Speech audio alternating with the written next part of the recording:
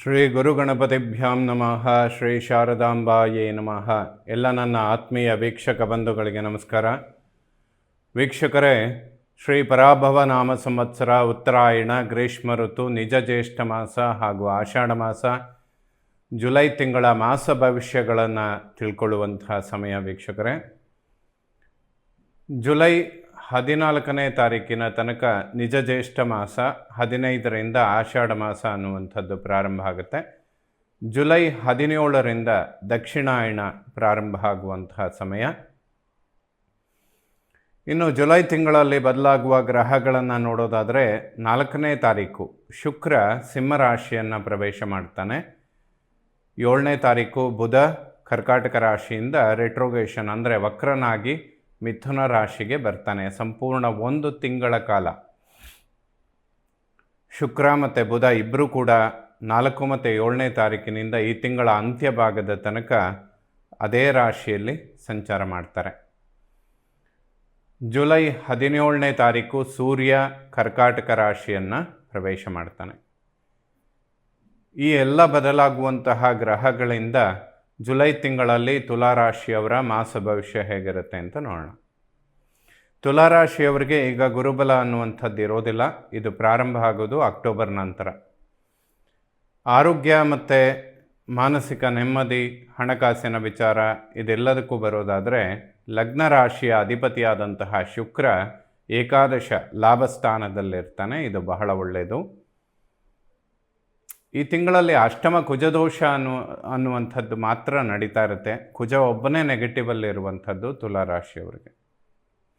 ಕುಜನಿಗೆ ಸಂಬಂಧವಾಗಿ ಸುಬ್ರಹ್ಮಣ್ಯ ಅಥವಾ ಲಕ್ಷ್ಮೀ ನರಸಿಂಹನ ದರ್ಶನ ಮಾಡಿದರೆ ತುಂಬ ಒಳ್ಳೆಯದು, ಅವಶ್ಯಕ ಕೂಡ. ಇದು 1-1.5 ತಿಂಗಳ ಕಾಲ ತುಲಾರಾಶಿ ಅಥವಾ ತುಲಾ ಲಗ್ನದವರು ಆರೋಗ್ಯದ ಅಭಿವೃದ್ಧಿಗಳಿಗಾಗಿ ಲಕ್ಷ್ಮೀ ನರಸಿಂಹನ ಸ್ತೋತ್ರಗಳನ್ನು ಓದಿ ಲಕ್ಷ್ಮೀ ನರಸಿಂಹನ ದರ್ಶನ ಮಾಡಿ.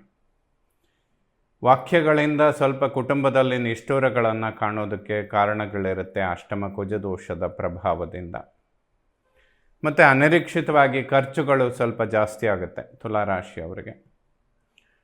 ಶುಕ್ರ ಧನಾಗಮನ ಏನೋ ಸುಗಮ ಮಾಡ್ತಾನೆ, ಹಣಕಾಸಿನ ಆಗಮನಗಳು ಸುಗಮ ಆಗುತ್ತೆ, ಹಾಗೆ ಖರ್ಚುಗಳು ಕೂಡ ಜಾಸ್ತಿ ಆಗುತ್ತೆ. ಇನ್ನು 1-1.5 ತಿಂಗಳ ಕಾಲ ಫೈನಾನ್ಷಿಯಲ್ ವಿಚಾರದಲ್ಲಿ ಸ್ವಲ್ಪ ಹಿಡಿತ ಮಾಡೋದು ತುಲಾರಾಶಿಯವರಿಗೆ ಖಂಡಿತ ಅವಶ್ಯಕ. ಈ 1-1.5 ಮಾಸದಲ್ಲಿ ಯಾವುದೇ ಇನ್ವೆಸ್ಟ್ಮೆಂಟ್ಗಳನ್ನು ಮಾಡೋದಿದ್ದರೆ ಖಂಡಿತ ವಿಮರ್ಶೆ ಮಾಡಿ ಇಲ್ಲದೇ ಇದ್ದರೆ ಲಾಸ್ ಆಗುತ್ತೆ. ವಾಕ್ಯಗಳನ್ನು ಸೌಮ್ಯ ಮಾಡಿಕೊಳ್ಳೋದು ತುಂಬ ಅವಶ್ಯಕ. ಇಲ್ಲದೇ ಇದ್ದರೆ ಕುಟುಂಬದಲ್ಲಿ ಸಣ್ಣ ಪುಟ್ಟ ವಿಚಾರಗಳು ಕೂಡ ಕಲಹಗಳನ್ನು ಸೃಷ್ಟಿ ಮಾಡುತ್ತೆ, ನಿಷ್ಠೂರಗಳನ್ನು ಸೃಷ್ಟಿ ಮಾಡುತ್ತೆ. ತೃತೀಯಾಧಿಪತಿಯಾದಂತಹ ಗುರು ಕರ್ಮದಲ್ಲಿ ಉಚ್ಚ ಕ್ಷೇತ್ರದಲ್ಲಿರ್ತಾನೆ. ಒಡಹುಟ್ಟುಗಳ ನಡುವೆ ಸಾಮರಸ್ಯ ಅನುಕೂಲಗಳನ್ನು ಕಾಣ್ತೀರ. ಅಣ್ಣ ತಮ್ಮಂದರು ಸೋದರರಿಗೆ ಏನಾದರೂ ಆರೋಗ್ಯದ ಸಮಸ್ಯೆಗಳು ಬರೋದಕ್ಕೆ ಕಾರಣಗಳು ಉಂಟಾಗುತ್ತೆ. ಸುಬ್ರಹ್ಮಣ್ಯ ಮತ್ತು ಲಕ್ಷ್ಮೀ ನರಸಿಂಹನ ಆರಾಧನೆ ತುಲಾರಾಶಿಯವರಿಗೆ 1.5 ತಿಂಗಳ ಕಾಲ ಅವಶ್ಯಕವಾಗಿರುತ್ತೆ. ಏನಾದರೂ ದೊಡ್ಡ ಪ್ರಮಾಣದ ಸಮಸ್ಯೆಗಳು ಬರುವಂಥದ್ದಿದ್ದರೂ ಕೂಡ ಪರಿಹಾರ ಆಗೋದಕ್ಕೆ ಇದು ಒಂದು ಉತ್ತಮವಾದಂತಹ ಪರಿಹಾರ ಇದು. ಇನ್ನು ವಾಹನದ ವಿಚಾರದಲ್ಲಿ ಮುನ್ನೆಚ್ಚರಿಕೆಗಳನ್ನು ತೆಗೆದುಕೊಳ್ಬೇಕು. ಏಕೆಂದರೆ ಗುರುದೃಷ್ಟಿ ಅನ್ನುವಂಥದ್ದು 4ನೇ ಮನೆ ಮೇಲೆ ಬೀಳುತ್ತೆ. ಆ ಸ್ಥಾನಾಧಿಪತಿ ಶನಿ ಮೇಲೂ ಕೂಡ ಗುರುದೃಷ್ಟಿ ಇದೆ. ಕುಜ ಅಷ್ಟಮದಲ್ಲಿದ್ದು ಕೇತುವನ್ನು ಕುಜ ನೋಡುವಂಥದ್ದು, ಈ ಎಲ್ಲ ಕಾಂಬಿನೇಷನ್ಗಳು ವಾಹನದ ವಿಚಾರದಲ್ಲಿ ಖರ್ಚುಗಳಾಗೋದಕ್ಕೆ ಅವಕಾಶಗಳಿರುತ್ತೆ. ಇದನ್ನು ಅವಾಯ್ಡ್ ಮಾಡ್ಕೊಳ್ಳಿ.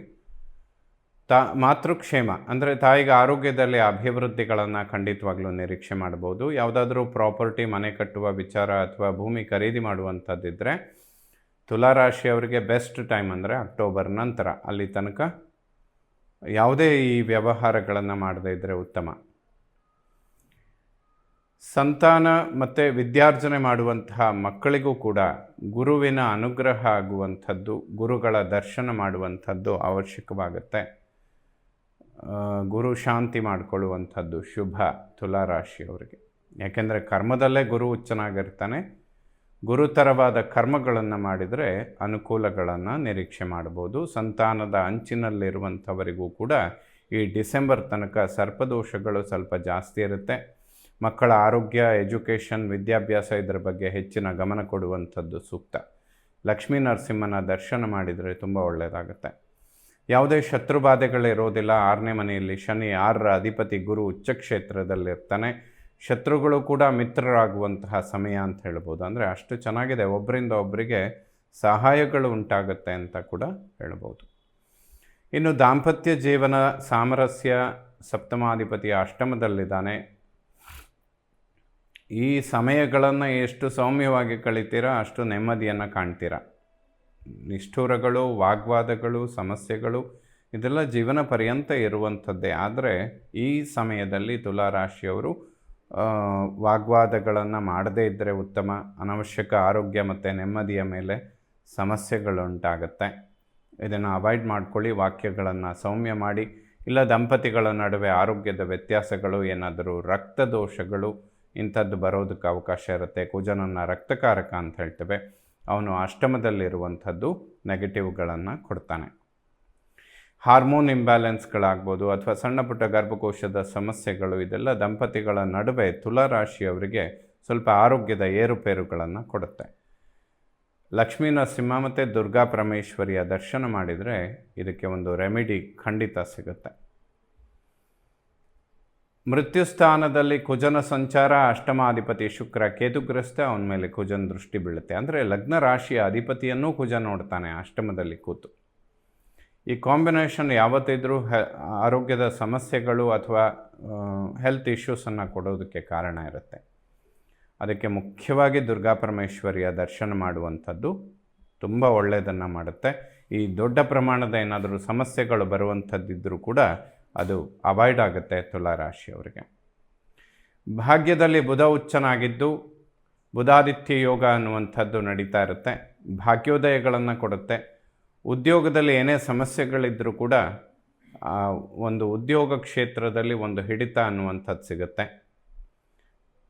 ತಂದೆಯ ಆರೋಗ್ಯದಲ್ಲಿ ಅಭಿವೃದ್ಧಿಗಳನ್ನು ನಿರೀಕ್ಷೆ ಮಾಡ್ಬೋದು. ಖಂಡಿತ ಅನುಕೂಲಗಳನ್ನು ಕಾಣ್ತೀರ.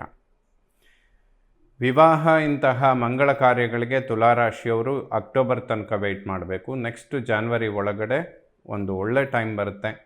ಈ ಸಮಯದಲ್ಲಿ ಮ್ಯಾರಿಡ್ ಲೈಫ್ ತುಂಬ ಒಳ್ಳೆಯದಾಗುತ್ತೆ ತುಲಾರಾಶಿಯವರಿಗೆ. ಉದ್ಯೋಗ ಕ್ಷೇತ್ರದಲ್ಲಿ ಈ ಅಷ್ಟಮ ಕುಜದೋಷ ಇದ್ದಾಗ 2 ಕ್ಷೇತ್ರಗಳಲ್ಲಿ ಹೆಚ್ಚಾಗಿ ಗಮನ ಕೊಡಬೇಕು. ಒಂದು ಕೌಟುಂಬಿಕ ಜೀವನ, ಇನ್ನೊಂದು ಉದ್ಯೋಗ ಕ್ಷೇತ್ರ. 2 ಕಡೆಯೂ ಕೂಡ ಮಾತಿನಿಂದನೇ ನಿಷ್ಠುರಗಳು ಸೃಷ್ಟಿಯಾಗೋದು. ಹಾಗಾಗಿ ಇದನ್ನು ಅವಾಯ್ಡ್ ಮಾಡ್ಕೊಳ್ಳಿ. ಉದ್ಯೋಗದಲ್ಲಿ ಒಂದು ಉತ್ತಮ ಸ್ಥಾನಮಾನ, ಉನ್ನತ ಹುದ್ದೆಗಳು, ಒಂದು ಉದ್ಯೋಗದ ಪರಿವರ್ತನೆ, ಒಂದು ಸದೃಢವಾದ ಒಂದು ಫೌಂಡೇಶನ್, ಇದೆಲ್ಲ ತುಲಾರಾಶಿಯವರಿಗೆ ಉದ್ಯೋಗ ಕ್ಷೇತ್ರದಲ್ಲಿ ಸಿಗೋದಕ್ಕೆ ಅನುಕೂಲಗಳು ಇದ್ದಾವೆ. ಅಕ್ಟೋಬರ್ ನಂತರ ಇನ್ನೂ ಹೆಚ್ಚಿನ ಅಭಿವೃದ್ಧಿಗಳನ್ನು ತುಲಾರಾಶಿಯವರು ಉದ್ಯೋಗ ಕ್ಷೇತ್ರದಲ್ಲಿ ಕಾಣ್ತೀರಾ. ಯಾವುದೇ ಬಡ್ತಿ, ಪ್ರಮೋಷನ್ ಅಥವಾ ಪರಿವರ್ತನೆಗಳನ್ನು ಅಕ್ಟೋಬರ್ ನಂತರ ಸಿಗೋದಕ್ಕೆ ಖಂಡಿತ ಅವಕಾಶ ಇದೆ. ಸ್ವಲ್ಪ ವೆಯ್ಟ್ ಮಾಡಿ. ಅಷ್ಟಮ ಕುಜದೋಷ ಕಳೆಯೋದಕ್ಕೆ 1.5 ತಿಂಗಳು ತಗೊಳ್ಳುತ್ತೆ. ಇದನ್ನು ಅವಾಯ್ಡ್ ಮಾಡಿದರೆ ಮುಂದೆ ಫ್ಯೂಚರಲ್ಲಿ ತುಂಬ ಚೆನ್ನಾಗಿರ್ತೀರ. ಏಕಾದಶ ಲಾಭಸ್ಥಾನದಲ್ಲೇ ಶುಕ್ರನ ಸಂಚಾರ ಆಗುವಂಥದ್ದು ಧನಾಗಮನಗಳಿಗೆ ತುಂಬ ಅನುಕೂಲ ಆಗುತ್ತೆ. ಶುಕ್ರ ಲಾಭದಲ್ಲಿದ್ದಾನೆ. ಆರೋಗ್ಯ ಮತ್ತು ಮಾನಸಿಕ ನೆಮ್ಮದಿ, ವಾಗ್ವಾದಗಳು ಮತ್ತು ಇನ್ವೆಸ್ಟ್ಮೆಂಟ್ಗಳಿದ್ದರೂ ಕೂಡ ಸ್ವಲ್ಪ ಮುಂಜಾಗರೂಕತೆಯಿಂದ ಮಾಡುವಂಥದ್ದು ಸೂಕ್ತ. ದ್ವಿತೀಯಾಧಿಪತಿ ಕುಜ ಅಷ್ಟಮದಲ್ಲಿರ್ತಾನೆ. ಆ ಕಾರಣದಿಂದ ಶುಕ್ರ ದುಡ್ಡು ಬರೋದಕ್ಕೂ ಸಹಾಯ ಮಾಡ್ತಾನೆ, ಕುಜ ಅದನ್ನು ಕಳೆಯೋದಕ್ಕೆ ರೆಡಿ ಮಾಡ್ತಾನೆ. ಹಾಗಾಗಿ ಧನ ವ್ಯಯಗಳ ಬಗ್ಗೆ ಒಂದು ಹಿಡಿತ ಮಾಡುವಂಥದ್ದು 1.5 ತಿಂಗಳ ಕಾಲ ತುಲಾರಾಶಿಯವರಿಗೆ ಅವಶ್ಯಕವಾಗುತ್ತೆ. ಇನ್ನು ವ್ಯಯಸ್ಥಾನಾಧಿಪತಿಯಾಗಿ ಬುಧ ಸ್ವಕ್ಷೇತ್ರ ಭಾಗ್ಯದಲ್ಲಿದ್ದಾನೆ. ಪಿತೃವಿನ ಒಂದು ಅನುಗ್ರಹ, ಆಶೀರ್ವಾದ ಪಡೆಯುವಂಥದ್ದು, ಇವೆಲ್ಲದೂ ಕೂಡ ಭಾಗ್ಯೋದಯಗಳನ್ನು ಖಂಡಿತವಾಗ್ಲೂ ನಿರೀಕ್ಷೆ ಮಾಡ್ಬೋದು. ತುಲಾರಾಶಿಯವರಿಗೆ ಈ ಡಿಸೆಂಬರಲ್ಲಿ ಪಂಚಮ ರಾಹುವಿನ ಬಿಡುಗಡೆ ಆಗುತ್ತೆ. ಅದು ಒಂದು ದೊಡ್ಡ ರಿಲೀಫ್ ಅಂತ ಹೇಳ್ಬೋದು. ಅಕ್ಟೋಬರಲ್ಲಿ ಗುರು ಏಕಾದಶಕ್ಕೆ ಬರ್ತಾನೆ. ಅದು ಕೂಡ ತುಂಬ ಒಳ್ಳೆಯ ಸಮಯ. ಶನಿ 6ರಲ್ಲಿದ್ದಾನೆ. ಅದು ಕೂಡ ಅನುಕೂಲ ಮಾಡುವಂಥದ್ದು. ಸೊ ಎಲ್ಲ ಗ್ರಹಗಳು ಕೂಡ ಉತ್ತಮ ಸ್ಥಿತಿಯಲ್ಲೇ ಇದ್ದಾರೆ. ಕುಜನ ಅಷ್ಟಮ ದೋಷಕ್ಕೆ ಪರಿಹಾರಕ್ಕಾಗಿ ಲಕ್ಷ್ಮೀ ನರಸಿಂಹ ಮತ್ತು ಸುಬ್ರಹ್ಮಣ್ಯನ ದರ್ಶನ ಮಾಡಿ ತುಂಬ ಒಳ್ಳೆಯದಾಗುತ್ತೆ. ಪ್ರಕೃತಿಯಲ್ಲಿ ಕುಜವತ್ ಕೇತು ಶನಿವತ್ ರಾಹು, ಕುಜ ಯಾವಾಗ ಯಾವಾಗ ಕೇತುವಿನ ಯುತಿಯಲ್ಲಿ ಬರ್ತಾನೆ ಅಥವಾ ದೃಷ್ಟಿ ಬೀಳುತ್ತೆ, ಪ್ರಕೃತಿಯಲ್ಲೂ ಕೂಡ ಬಹಳಷ್ಟು ಏರುಪೇರುಗಳಾಗೋದಕ್ಕೆ ಅವಕಾಶಗಳಿರುತ್ತೆ. ಅದು ಮನುಷ್ಯನ ಮೇಲೂ ಕೂಡ ಪ್ರಭಾವ ಬೀರುತ್ತೆ. ಅಗ್ನಿ ಅವಘಡಗಳು ಉಂಟಾಗುವಂಥದ್ದು, ಭೂಕಂಪಗಳು ಉಂಟಾಗುವಂಥದ್ದು, ಇದೆಲ್ಲದೂ ಕೂಡ ಪ್ರಕೃತಿಯಲ್ಲಿ ಒಂದು ರೀತಿಯಲ್ಲಿ ಕಷ್ಟಕರವಾದ ಸಮಯ ಇದಾಗಿರುತ್ತೆ. 1-1.5 ತಿಂಗಳ ಕಾಲ ಇದರ ಪ್ರಭಾವಗಳು ಮನುಷ್ಯನ ಮೇಲೂ ಕೂಡ ಇರುತ್ತೆ. ಹಾಗಾಗಿ ಇದರ ಪರಿಹಾರಕ್ಕಾಗಿ ಸುಬ್ರಹ್ಮಣ್ಯನ ದರ್ಶನ ಮಾಡಿ ಅಥವಾ ಲಕ್ಷ್ಮೀ ನರಸಿಂಹನ ದರ್ಶನ ಮಾಡಿ, ಲಕ್ಷ್ಮೀ ನರಸಿಂಹ ಕರಾವಲಂಬ ಸ್ತೋತ್ರಗಳನ್ನು ಓದಿ, ದುರ್ಗಾ ಪರಮೇಶ್ವರಿಯ ದರ್ಶನ ಮಾಡಿ ಖಂಡಿತ ಶುಭ ಆಗುತ್ತೆ. ತುಲಾರಾಶಿಯವರಿಗೆ 1.5 ಮಾಸಗಳ ಕಾಲ ಈ ಒಂದು ಪರಿಹಾರದ ಅವಶ್ಯಕತೆ ಇರುತ್ತೆ. ಅಟ್ಲೀಸ್ಟ್ ತಿಂಗಳಲ್ಲಿ ಒಮ್ಮೆ ಆದರೂ ಈ ಕ್ಷೇತ್ರ ಅಥವಾ ಈ ದೇವರ ದರ್ಶನ ಮಾಡುವಂಥದ್ದು, ಅಭಿಷೇಕ ಅಥವಾ ಅರ್ಚನೆಯಂತಹ ಸೇವೆಗಳನ್ನು ಮಾಡಿಕೊಂಡ್ರೆ ಅನುಕೂಲಗಳನ್ನು ಅಥವಾ ಸಮಸ್ಯೆಗಳನ್ನು ಒಂದು ತಡೆ ಮಾಡೋದಕ್ಕೆ ಸಾಧ್ಯ ಆಗುತ್ತೆ. ಎಲ್ಲ ನವಗ್ರಹಗಳು ಕೂಡ ತುಲಾರಾಶಿಯವರಿಗೆ ಜುಲೈ ತಿಂಗಳಲ್ಲಿ ಶುಭ ಫಲಗಳನ್ನೇ ಕೊಡುವಂಥವರಾಗಲಿ. ಶ್ರೀ ಶಾರದಾ ಪರಮೇಶ್ವರಿಯ ಸಂಪೂರ್ಣ ಅನುಗ್ರಹ ಎಲ್ಲ ನನ್ನ ವೀಕ್ಷಕ ಬಂಧುಗಳ ಮೇಲಿರಲಿ. ಶುಭವಾಗಲಿ ವೀಕ್ಷಕ.